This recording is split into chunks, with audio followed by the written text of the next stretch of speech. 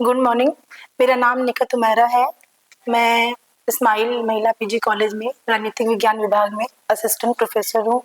आज का जो हमारा विषय है जिस पे हम चर्चा करेंगे वो है अंतर्राष्ट्रीय राजनीति में यथार्थवादी उपागम। अंतर्राष्ट्रीय राजनीति में यथार्थवादी उपागम जो है उसके अनुसार अंतर्राष्ट्रीय व्यवस्था कैसा है, अंतर्राष्ट्रीय संबंध किस प्रकार से है, उसकी संरचना क्या है, उसको हम समझने की कोशिश करेंगे। और इसी के साथ जो अंतर्राष्ट्रीय राजनीति में जो यथार्थवादी उपागम के जो मूल जो है प्रवक्ता हैं हेंस मार्गेंथो, उनके द्वारा जो यथार्थवादी सिद्धांत प्रस्तुत किए गए हैं हम उसका भी इसमें अध्ययन करेंगे। तो शुरू करते हैं। यथार्थवाद के अनुसार राज्य कैसा होना चाहिए या कैसा है। यथार्थवाद के अनुसार राज्य एक ऐसी अंतर्राष्ट्रीय व्यवस्था का अंग है जिसमें कोई केंद्रीय सत्ता नहीं पाई जाती है, यानी कि अंतर्राष्ट्रीय जो व्यवस्था है, अंतर्राष्ट्रीय जो संरचना है वो कहीं ना कहीं अराजक है। वहाँ पे केंद्रीय सत्ता का अभाव है। ऐसी कोई शक्ति नहीं है, ऐसा कोई संगठन नहीं है जो कि राज्यों के व्यवहारों को नियंत्रित कर सके। और इस अंतर्राष्ट्रीय व्यवस्था में जो राज्य होते हैं वो स्वतः स्वार्थी अभिकर्ता के रूप में अपने जो राष्ट्रीय हित है उसकी पूर्ति करने में संलग्न रहते हैं, जो अन्य राज्यों के हितों से मेल नहीं खाता है। और इसलिए राज्यों के बीच में संघर्ष जो है की स्थिति बनी रहती है, यानी कि अराजकता की वजह से, अराजक स्थिति की वजह से जो राष्ट्र होते हैं वो कंटिन्यू निरंतर जो है संघर्ष की स्थिति में पाए जाते हैं और शक्ति के लिए संघर्ष करते रहते हैं, क्योंकि उनके लिए सबसे ज्यादा जो महत्वपूर्ण होता है किसी राज्य के लिए वो होता है उसका राष्ट्रीय हित। और कभी भी या ज्यादातर अधिकतम जो होता है कभी भी राज्यों के जो राष्ट्रीय हित होते हैं वो आपस में मेल नहीं खाते हैं। और इसलिए यथार्थवाद कहता है कि राज्यों के बीच में जो संघर्ष की स्थिति है वो हमेशा बनी रहती है। यथार्थवाद जो है विरोध और संघर्ष को अंतर्राष्ट्रीय राजनीति में एक शाश्वत तत्व के रूप में देखता है। उसको मानता है, वो यथार्थवादी मानता है कि अंतर्राष्ट्रीय राजनीति में कभी भी विरोध और संघर्ष समाप्त नहीं होता है, बल्कि ये हमेशा बना रहता है। राष्ट्रीय हित परिवर्तित होते रहते हैं लेकिन जो संघर्ष है वो कभी भी खत्म नहीं होता है या कम नहीं होता, वो स्थिति हमेशा उनके बीच में बनी रहती है। यथार्थवाद के अनुसार अंतर्राष्ट्रीय राजनीति की जो संघर्षात्मक स्थिति है वो राष्ट्रीय कानून या संगठन के द्वारा नियंत्रित नहीं किया जा सकता है, जैसा कि आदर्शवाद कहता है। आदर्शवाद का मानना है कि अंतर्राष्ट्रीय व्यवस्था में यदि अंतर्राष्ट्रीय संगठनों का निर्माण कर दिया जाए, अंतर्राष्ट्रीय कानूनों का निर्माण किया जाए, सुधार किया जाए तो कहीं ना कहीं हम न्याय और शांति स्थापित कर सकते हैं। पर यथार्थवाद ये चीज नहीं मानता है। वो कहता है कि इस संघर्ष को किसी भी संगठन, किसी भी संस्था या किसी भी कानून के द्वारा नहीं समाप्त किया जा सकता है, क्योंकि अंतर्राष्ट्रीय व्यवस्था जो है वो विकेंद्रित है और यहाँ पे जो राज्य होते हैं उसकी प्रधान चिंता होती है अस्तित्व की रक्षा, उत्तरजीविता। और इसके लिए वो हमेशा युद्ध के लिए तैयार रहते हैं। कोई भी राज्य कभी भी अपनी संप्रभुता को, अपने जो आत्मरक्षा है या अपनी जो उत्तरजीविता है उसके साथ कॉम्प्रोमाइज नहीं करता है। और इस वजह से जो राज्य है वो कहीं ना कहीं कंटिन्यूअसली संघर्ष में जो है या युद्ध रत रहने के लिए तैयार रहते हैं। वो अपने युद्ध के लिए तैयारी हमेशा रखते हैं। प्रत्येक राज्य को ये भय होता है कि अन्य राज्य उस पर आक्रमण करके उसे नष्ट कर सकता है। कहीं ना कहीं हर राज्य जो है वो इनसिक्योर है कि कहीं जो उसका पड़ोसी देश है या जो अन्य देश है वो उस पर अटैक कर दे तो वो उस समय कमजोर ना हो, इसलिए वो कंटिन्यूअस निरंतर अपने आप को मजबूत करना चाहता है, इसलिए शक्ति का अर्जन करता है और शक्ति का वर्धन करता रहता है। तो तर्कसंगत आधार पर राष्ट्रीय हितों, राष्ट्रीय सुरक्षा व उत्तरजीविता की अधिकतम पूर्ति राज्य के लिए परमावश्यक है। यानी हम कह सकते हैं कि वो अपरिहार्य या आवश्यक राष्ट्रीय हित जिसके साथ कोई भी राज्य कॉम्प्रोमाइज नहीं करेगा, वो क्या हो जाता है, किसी भी देश की जो राष्ट्रीय सुरक्षा है, जो आत्मरक्षा है और जो उत्तरजीविता है यानी कि जो उसकी सर्वाइवल है वो बहुत ज्यादा आवश्यक है किसी भी राज्य के लिए। और यदि कोई राज्य इस चीज को ध्यान नहीं देता है या इसको नहीं जो है अपने महत्वपूर्ण राष्ट्रीय हित में रखता है तो उस राज्य का अस्तित्व जो है वो खत्म होने के भी पूरे चांसेस हो जाते हैं। इसलिए शक्ति का अर्जन करना और उसका वर्धन करना, पहले शक्ति को प्राप्त करना और उसको कंटिन्यूअसली बनाए रखना, ये राज्य का महत्वपूर्ण कार्य हो जाता है।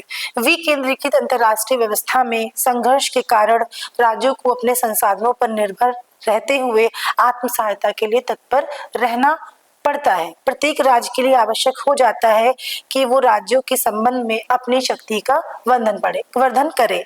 यानी कि जब संघर्ष की स्थिति अंतर्राष्ट्रीय व्यवस्था में बनी रहती है तो कहीं ना कहीं अपने संसाधनों पर निर्भर रहना जरूरी है, क्योंकि कब कोई सहयोग करेगा और कब कोई जो है दुश्मन बन जाएगा, इसका कुछ पता नहीं होता। ये स्थिति परमानेंट नहीं होती है, तो समय के साथ राष्ट्रीय हित के अनुसार ये बदलती रहती है।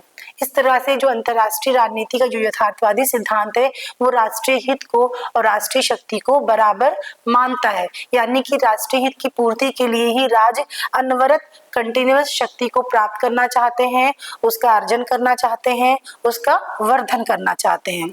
अगर हम यथार्थवादी राजनीति की जो प्रस्तावनाएं हैं उसको देखें तो जोशुआ गोल्डस्टीन ने यथार्थवादी चिंतन की 3 मुख्य प्रस्तावनाएं बताई हैं कि जो यथार्थवादी चिंतन है उसकी जो चिंतन है, जो चिंतन का जो विषय, जो केंद्र बिंदु है वो ये 3 बातों पे निहित हो जाती है।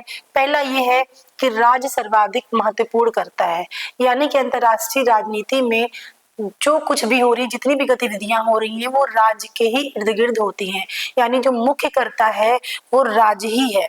दूसरा ये है कि राज्य विवेकशील व्यक्ति के ही तरह उसी के भांति राष्ट्रीय हित का अनुसरण करता है, यानी कि राज्य जो भी गतिविधि करता है, जो भी विदेश नीति बनाता है, जो भी स्ट्रेटेजी बनाता है, जो भी रणनीति बनाता है, वो उसके राष्ट्रीय हित से ही प्रभावित होता है।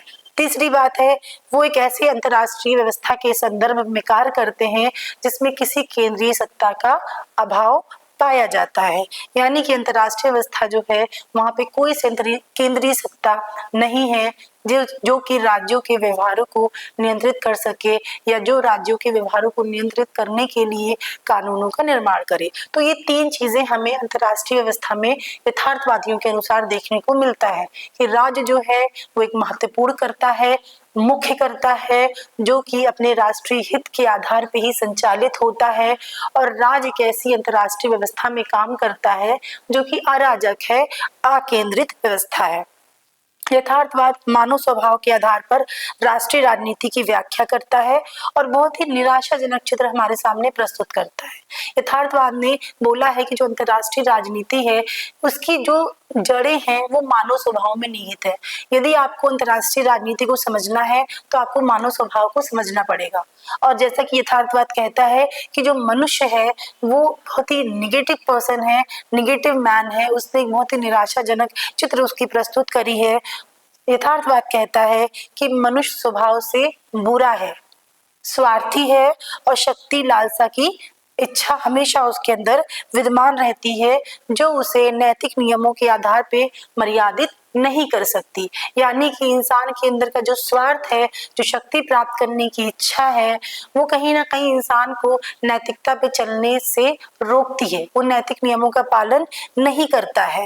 यथार्थवाद मानता है कि हित की पूर्ति के लिए शक्ति प्राप्त करना प्रकृति का नियम है और इसमें कोई, यथार्थवाद के हिसाब से इसमें कोई बुराई भी नहीं है, ये प्रकृति का नियम है। माइट इज राइट, जो शक्तिशाली होता है उसी के लिए न्याय होता है, वही सर्वाइव करता है। इसी प्रकार से जो व्यक्ति होता है वो पहले अपने हित के बारे में सोचता है, अपने स्वार्थ के बारे में सोचता है, अपने जो है इच्छाओं को, आकांक्षाओं को पूरा करने की कोशिश करता है। इसी प्रकार से जो राज्य होते हैं वो भी कहीं ना कहीं स्वार्थी होते हैं और शक्ति प्राप्त करना चाहते हैं। और तर्क सम्मत भी यही है, विवेकशील जो राज्य होगा, जो व्यक्ति होंगे और जो राज्य होगा वो यही चीज करेंगे कि वो अपने हित के आधार पे ही अपने जो है अंतर्राष्ट्रीय जो राजनीति में जो उनकी गतिविधियां हैं उन पे उसके हिसाब से वो चलेंगे। यथार्थवादी ये नहीं मानते हैं कि राजनीति में उच्च नैतिकता और नैतिक सिद्धांत है उसका पालन किया जाना चाहिए। यानी कि कोई हाई मोरालिटी, वैल्यूज, ऐसी किसी प्रकार के कानूनों से वो राज को बाधित नहीं करता है। कानूनी नैतिक व्यवहार का पालन करना मानव प्रकृति की ताकतों के विपरीत है। यानी मनुष्य जो है वो कहीं ना कहीं, जो मनुष्य के अंदर क्षमताएं हैं, वो उन क्षमताओं से अपने आप को विकास करने की कोशिश करता है। वो किसी नियम से बंधना नहीं चाहता है और ऐसे नैतिक नियम जो उसके हित के विपरीत हो वो बिल्कुल भी उसको पालन नहीं करेगा। राज को अस्तित्व रक्षा के लिए हमेशा खुद को तैयार रखना चाहिए। यथार्थवाद कहता है कि एक तर्क सम्मत और एक विवेकशील राज्य वही होगा जो हमेशा अपने आप को तैयार रखे, अपने अस्तित्व की रक्षा के लिए, अपने इंटरनल एक्सटर्नल सिक्योरिटी के लिए अपने आप को तैयार रखे। और इसके लिए उसको आवश्यक है कि वो शक्ति के माध्यम से, के माध्यम से अपने हितों की पूर्ति करे, शक्ति का अर्जन करे और उसका वर्धन करे। यथार्थवाद कहता है कि किसी भी राज्य का जो मार्गदर्शक होना चाहिए वो विदेश नीति होनी चाहिए। यानी कि जो राष्ट्रीय हित है, राष्ट्रीय हित के आधार पे ही किसी राज्य की विदेश नीति चलनी चाहिए। जब कोई राज्य विदेश नीति बनाता है तो उसको दिशा देने के लिए राष्ट्रीय हित ही मेन आधार होना चाहिए। राष्ट्रीय हित के आधार पे ही विदेश नीति का निर्माण करना चाहिए। यही एक विवेकशील राज्य का जो है उदाहरण होगा। विदेश नीति और निर्णय राजनीतिक बुद्धिमत्ता पर आधारित होने चाहिए, ना कि किसी नैतिक सिद्धांत और भावनात्मक मान्यताओं के आधार पे। यानी कि यथार्थवाद कहता है कि जो भी शासक के द्वारा या सरकार के द्वारा या देश के द्वारा जो भी निर्णय लिए जा रहे हैं, जो भी विदेश नीति बनाई जाती है, वो बुद्धि पे आधारित होनी चाहिए, तर्क पे आधारित होनी चाहिए, विवेक पे आधारित होनी चाहिए, ना कि नैतिक सिद्धांतों पर और भावनात्मक मान्यताओं पर। यथार्थवाद मानता है कि राजनीति शक्ति का संघर्ष है और युद्ध की रोकथाम व शांति की स्थापना प्रति संतुलनकारी शक्ति से ही हो सकता है। जैसे कि आदर्शवाद कहता है कि अंतर्राष्ट्रीय राजनीति में न्याय और शांति तभी स्थापित किया जाएगा जब हम युद्ध का पूरी तरीके से उन्मूलन कर देंगे, शस्त्रों को पूरी तरीके से समाप्त कर देंगे, संघर्षों को पूरी तरीके से समाप्त कर देंगे और नैतिक सिद्धांतों का पालन करेंगे। यथार्थवाद आदर्शवाद की प्रतिक्रिया स्वरूप ही अंतर्राष्ट्रीय राजनीति में आया और उसने जो है अंतर्राष्ट्रीय राजनीति को जो है एक नए तरीके से, बिल्कुल आदर्शवाद के विपरीत जो है अध्ययन करने का जो है एक सिद्धांत हमारे सामने प्रस्तुत किया। और उसने ये बोला कि जब तक अंतर्राष्ट्रीय राजनीति में है तब तक युद्ध और संघर्ष खत्म नहीं होंगे और यही युद्ध और संघर्ष और जो अपने आप को किसी राज्य के द्वारा बचाने की जो नीति होगी, इसी के द्वारा एक संतुलन कायम होगा अंतर्राष्ट्रीय व्यवस्था में और शांति स्थापित हो पाएगी। आदर्शवाद कहता है कि यदि शांति स्थापित करना है, न्याय स्थापित करना है तो युद्ध का उन्मूलन करो, संघर्ष खत्म करो। और यथार्थवाद कहता है कि यदि आपको शांति स्थापित करना है और जो है न्याय स्थापित करना है, न्याय तो बहुत मुश्किल है, लेकिन अगर थोड़ी बहुत एक शांति या एक संतुलन बनाए रखना है अंतर्राष्ट्रीय राजनीति में तो संघर्ष जो है वो विद्यमान ही रहेगा। तो इस प्रकार से यथार्थवादी जो है वो अपने आप को बहुत ज्यादा रियलिस्टिक अप्रोच मानते हैं और जो आपका आदर्शवादी हैं वो कहीं ना कहीं कल्पना लोक ही हो जाता है। यथार्थवादी विचारकों में मुख्यतः जो है जो नाम आता है, हालांकि यथार्थवादी विचार बहुत ही पुराना विचार है, प्राचीन काल से चला आ रहा है। जैसे कि जो आपके चाइना के संजू थे या फिर ग्रीस के थ्यूसिडाइस थे, भारत से कौटिल्य थे, इटली से मैकियावेली थे। इन विचारकों ने यथार्थवाद को आगे बढ़ाने में बहुत बड़ा रोल अदा किया। इसके बाद अगर हम अंतर्राष्ट्रीय राजनीति में देखें तो Hans Morgenthau, Reinhold Niebuhr, George Schwarzenberger, E.H. Carr और कैनन, ऐसे कई विचारक हैं जिन्होंने यथार्थवादी सिद्धांत को अंतर्राष्ट्रीय राजनीति में बढ़ावा दिया। लेकिन अंतर्राष्ट्रीय राजनीति में जो यथार्थवाद के मुख्य प्रवक्ता हैं, मुख्य प्रतिपादक हैं, वो हेंस मार्गेंथो हैं। हेंस मार्गेंथो ने बहुत ही विस्तार से और बहुत ही सिस्टमैटिक तरीके से अंतर्राष्ट्रीय व्यवस्था को अपने यथार्थवादी सिद्धांत से समझाया है। उसके लिए उन्होंने अपनी किताब में 6 सिद्धांतों का प्रतिपादन किया है और वो 6 सिद्धांत जो है उन्होंने अपनी किताब politics among nation the struggle for power and peace में प्रतिपादित करते हैं। 6 प्रतिमान, 6 मॉडल हमारे सामने रखते हैं जिसको कि हम आगे चर्चा करेंगे। सबसे पहले जो पहला जो है मार्गेंथो ने सिद्धांत दिया है वो ये है कि राजनीति ऐसे वस्तुनिष्ठ नियमों जिनकी जड़ें मानव स्वभाव में निहित होती हैं के द्वारा शासित होता है। यानी कि जो अंतर्राष्ट्रीय राजनीति है, यदि आपको अंतर्राष्ट्रीय राजनीति को समझना है तो आवश्यक हो जाता है कि पहले आप मानव स्वभाव को समझें कि मानव स्वभाव या उसका स्वरूप कैसा है, वो अपने स्वभाव से कैसा है, इस चीज को हमें समझना आवश्यक हो जाता है। और मैंने बताया कि जैसा कि यथार्थवाद ने बोला है कि मार्गेंथो यथार्थवाद के हिसाब से जो मनुष्य है वो एक निराशाजनक चित्र उसका प्रस्तुत करता है। तो जो मार्गेंथो है उन्होंने भी यही बोला है कि मार्गेंथो का चिंतन का जो प्रारंभिक बिंदु है वो उसकी इस मान्यता से प्रारंभ होता है कि सामाजिक विश्व मानव स्वभाव का प्रक्षेपण है। यानी कि यदि आपको सामाजिक विश्व को या अंतर्राष्ट्रीय विश्व को आपको समझना है तो पहले आपको मानव स्वभाव को समझना पड़ेगा।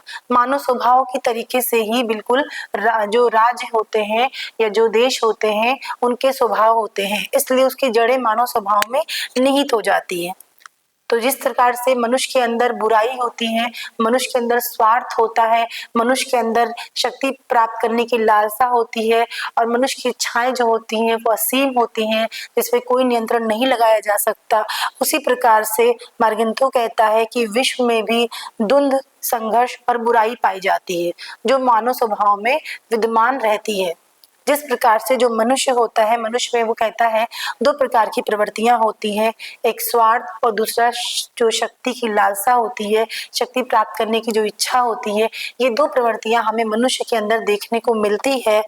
मार्गेंथो कहता है कि उसमें से जो स्वार्थ है वो ससीम है, वो ससीम है और उसकी तुष्टि कहीं ना कहीं संभव हो सकती है। मनुष्य के स्वार्थ बदलते रहते हैं, समय समय पर अलग अलग प्रकार के उसके स्वार्थ होते हैं और उस स्वार्थों की वो तुष्टि कर सकता है, अपने किसी किसी प्रयत्न के द्वारा, गतिविधि द्वारा वो उसको प्राप्त कर सकता है, कहीं ना कहीं वो संतुष्ट हो सकता है। लेकिन जो शक्ति की लालसा होती है वो असीम होती है और उसकी तुष्टि करना संभव नहीं है। यानी मनुष्य हमेशा शक्ति प्राप्त करना चाहता है, शक्तिशाली होना चाहता है ताकि वो अपने हितों का, अपने स्वार्थों का पूरी तरीके से जो है पूर्ति कर सके और कोई भी उसको कंट्रोल या नियंत्रित ना कर सके। इसी प्रकार से हेंस मार्गेंथो कहते हैं कि राज भी जो है वो बुरा होता है और वहां पे हमें द्वंद्व और संघर्ष देखने को मिलते हैं और यही द्वंद्व और संघर्ष राष्ट्रीय हित जो होते हैं उसके आधार पे राज्यों के बीच में संघर्षों को जो है प्रेरणा देते हैं और इस वजह से उनके बीच में हमेशा संघर्ष होता रहता है, क्योंकि शक्ति प्राप्त करना हर राज्य का एक असीम जो है इच्छा है, वो कभी खत्म नहीं होगा। इसी वजह से राज्यों के बीच में जो संघर्ष है, जो द्वंद्व है, वो कभी भी समाप्त नहीं हो सकते हैं, ऐसा हेंस मार्गेंथो कहता है। तो इस प्रकार से यदि आपको अंतर्राष्ट्रीय व्यवस्था को समझना है तो सबसे पहले हमें अंतर्राष्ट्रीय जो मनुष्य है, मनुष्य के स्वभाव को समझना आवश्यक हो जाता है। दूसरी बात जो कहता है, दूसरा सिद्धांत जो हेंस मार्गेंथो ने दिया है यथार्थवाद का, वो है राष्ट्रीय हित जो शक्ति के रूप में परिभाषित किया जाता है।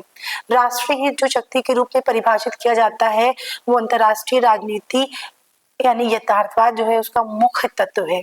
यानी कि जो अंतर्राष्ट्रीय व्यवस्था है उसमें जो मुख्य तत्व होता है वो राष्ट्रीय हित होता है।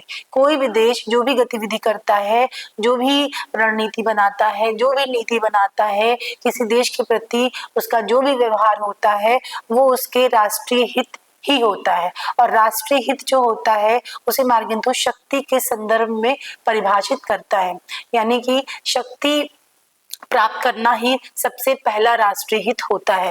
राष्ट्रीय हित को विदेश नीति का एकमात्र मार्गदर्शन होना चाहिए। मार्गेंथो कहता है कि यथार्थवाद के अनुसार जो राष्ट्रीय हित है किसी भी विदेश नीति का मार्गदर्शक होना चाहिए।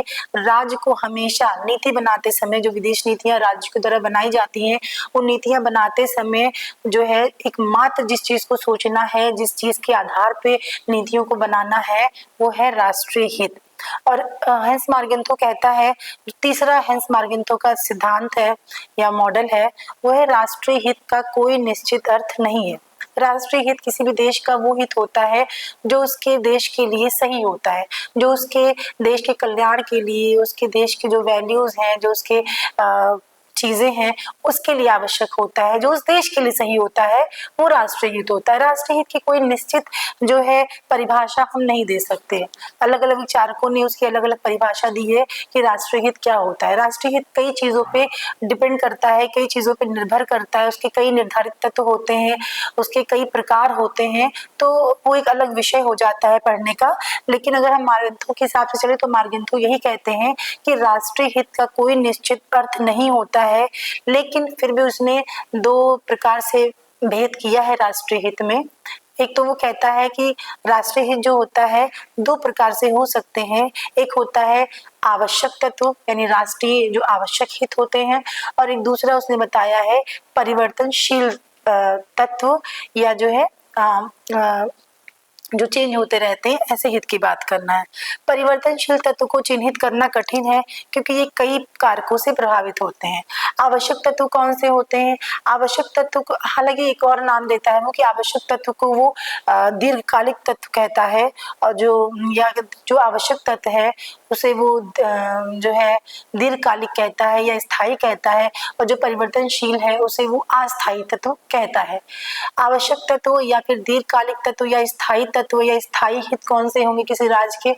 इसमें राज्य की जो है जो सुरक्षा है, राज्य की जो आत्मरक्षा है, जो राज्य की उत्तरजीविता है, ये राज्य के आवश्यक तत्व हैं जो राज्य के साथ हमेशा बने रहेंगे, उसमें कोई परिवर्तन नहीं हो सकता है।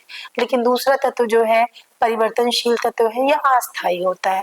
ये राज्य की अलग अलग चीजों पे अलग अलग कारकों में निर्भर करता है, जो समय के हिसाब से, परिस्थितियों के हिसाब से, या बहुत सारे कारक होते हैं, भौगोलिक कारक है, ऐतिहासिक कारक है, सांस्कृतिक कारक है, बहुत प्रकार के कारक होते हैं जिसपे वो निर्भर करता है और अलग अलग राज्यों का अलग अलग होता है।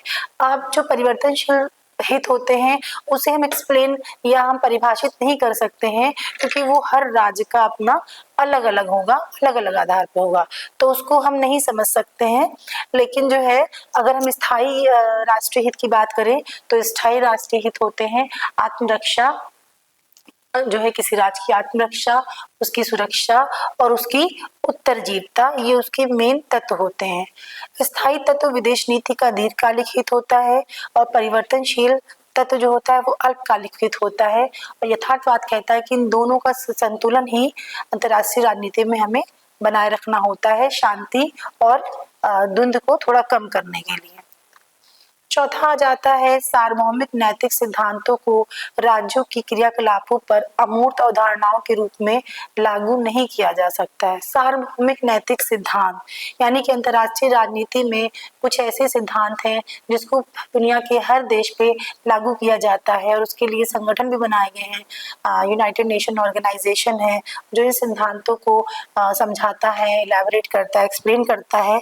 लेकिन मार्गिंतो कहता है कि ऐसे किसी सिद्धांत को, ऐसे किसी नियम को जो राज्य के नियम है, जो राज्य के गतिविधियां हैं, उस पे हम लागू नहीं कर सकते हैं कि बस ये एक अमूर्त अवधारणा है और इससे आप बिल्कुल ये सोचिए कि किसी राज्य की क्या परिस्थितियां हैं, किसी राज्य की क्या स्थिति है, ये जाने बिना आप उसको उसके आधार पे इम्प्लीमेंट नहीं कर सकते हैं, जो एग्जीक्यूट नहीं कर सकते हैं, क्योंकि हर राज्य का अपना अलग अलग इतिहास है, अपनी अलग अलग स्थिति है। तो ऐसा कोई नैतिक सिद्धांत किसी पर्टिकुलर राज्य के लिए नहीं होना चाहिए।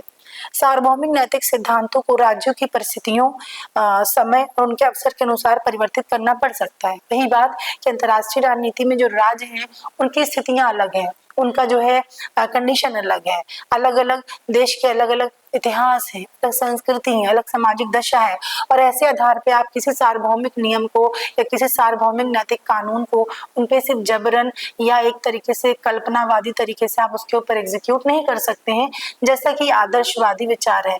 अभी हम यथार्थवाद को देख रहे हैं, तो यथार्थवाद अपने विचारों में आदर्शवाद को ही जो है कहीं ना कहीं प्रतिक्रिया स्वरूप उसी की बातें वो विरोध कर रहा है, काट रहा है। उसके बाद हम नेक्स्ट आ जाते हैं जो हमारा पांचवा यथार्थवाद का सिद्धांत है। ये एक पॉइंट ये भी हो जाता है कि राज्यों को नैतिक सिद्धांतों का पालन विवेक और संभावित परिणामों के आधार पे करना चाहिए। यानी कोई जो नैतिक नियम होते हैं वो अपनी जरूरत के हिसाब से राज्यों को उसका इस्तेमाल करना चाहिए। उसको ये सोचना चाहिए कि यदि उन नैतिक नियमों को जब वो यूज करता है या फिर जब उसको अपने नीतियों में वो डालता है तो उसके क्या परिणाम आएंगे, देश में उसके जो हित हैं, जो राष्ट्रीय हित है, उसकी पूर्ति में वो कितना सहायक होगा, इस चीज को समझना किसी भी राज्य के लिए आवश्यक हो जाता है।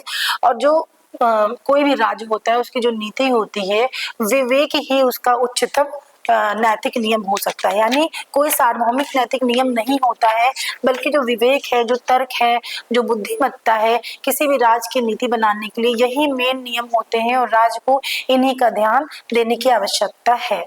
राज्य के लिए उसकी उत्तरजीविता महत्वपूर्ण है, जिससे वो वैचारिक, नैतिक या कानूनी औचित्य के लिए खतरे में नहीं डाल सकता।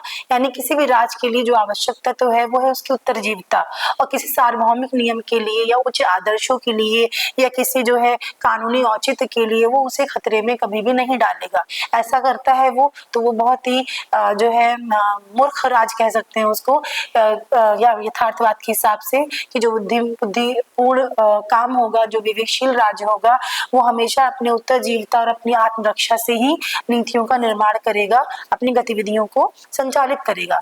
अस्तित्व रक्षा राज्य का सर्वोच्च नैतिक दायित्व होता है। ठीक है, तो इस तरह से कोई सार्वभौमिक नियम नहीं है, बल्कि राज्य का नैतिक नियम तो यही है कि वो अपने देश की रक्षा करे, अपने देश की आत्मरक्षा करे, अपने नागरिकों का कल्याण करे। हर राज्य का यही रक्षा हो, यही जो है मुख्य नैतिक नियम होगा, मुख्य नैतिक दायित्व होगा। और इसी के साथ जो पांचवा सिद्धांत है, किसी राज्य विशेष की नैतिक महत्ताओं और सार्वभौमिक नैतिक नियमों के मध्य कोई तादात्म्य नहीं है। यानी कि मार्गन्थो कहते हैं कि जो नैतिक नियम होते हैं और राज्य के जो नैतिक नियम होते हैं, जो सार्वभौमिक नैतिक नियम होते हैं, दोनों अलग अलग होते हैं। हो सकता है एक समय पे जो सार्वभौमिक नियम हो वो किसी राज्य के नैतिक नियमों के विपरीत हो, या कोई राज्य का नैतिक नियम हो वो सार्वभौमिक नैतिक नियमों के विपरीत हो। तो ऐसी स्थिति में जो राज्य है उसके लिए अपनी नैतिक नियम, अपने जो राज्य के नैतिक नियम है उसका पालन करना ही आवश्यक हो जाता है। राज्य के नैतिक मूल्य सार्वभौमिक मूल्य से पृथक होते हैं। अच्छा राजनीतिकर्ता वही होगा जो तर्क संगत राजनीतिक करता हो, और जो शक्ति को भली भांति समझता है, वो केवल शक्ति को प्राप्त करने का प्रयास नहीं करता बल्कि उनको संयत भी करता है। यानी अच्छा राजनीतिक जो करता है वो होगा जो शक्ति को सही से समझे, शक्ति के हिसाब को प्राप्त करने की कोशिश करे, उसका वर्धन करे और अपने आप को बैलेंस, अंतर्राष्ट्रीय राजनीति जो व्यवस्था है उसमें बैलेंस करने का, संतुलन करने की कोशिश करे। छठवां मॉडल जो है वो राजनीतिक क्षेत्र की स्वायत्तता है। मार्गन्थो कहता है कि जिस प्रकार से अर्थशास्त्र का विषय अर्थ है और जिस प्रकार से जो है समाजशास्त्र का विषय समाज है, उसी प्रकार से राजनीति का जो विषय है वो राजनीति होनी चाहिए। इसमें नैतिकता को, मोरालिटी को, एथिक्स का स्थान नहीं होना चाहिए। नैतिकता, मोरालिटी के लिए अलग अनुशासन बनाया गया है और उसका अध्ययन उसी में होना चाहिए था। राजनीति को राजनीति के हिसाब से पढ़ना चाहिए, उसमें धर्म को और जो है नैतिकता को, इस सब को जो है उसमें इम्प्लीमेंट ना किया जाए। यथार्थवाद राजनीतिक मानदंडों से राजनीतिक क्रियाकलापों की मूल्यांकन पर बल देता है और गैर राजनीतिक जो मापदंड है उसको राजनीति से अलग करने की कोशिश करता है। यथार्थवाद की जो मुख्य मान्यता है उसकी शुरुआत ही यही से होती है। आधुनिक काल में निकोलो मैकियावेली ने सबसे पहले इस चीज को किया था कि उसने राजनीति से जो धर्म है, जो नैतिकता है, उसको, धर्म को पूरी तरीके से खत्म करने की बात मैकियावेली ने सबसे पहले करी थी।